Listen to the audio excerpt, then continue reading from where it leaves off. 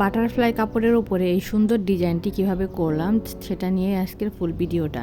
তো সবার প্রথমে আমি এখানে বাটারফ্লাই কাপড় নিয়েছি আর নিয়েছি একটা কার্ডবোর্ডটাকে চতুর্ভুজ আকৃতির করে কেটে নিয়েছি। এরপর কিভাবে একটার উপর আরেকটা রেখে কলম দিয়ে মার্ক করে নিচ্ছি আপনারা দেখে হয়তো বুঝতে পারছেন। এরপরে B6000 যে গ্লুটা আছে এই গ্লুটা দিয়ে আমি এই স্টোনগুলো লাগিয়ে নিব। আর এই স্টোন এবং B6000 বা 7000 গ্লু সব কিছুই কিন্তু আমার নিজের পেজের, আপনারাও চাইলে এগুলো অর্ডার করতে পারেন।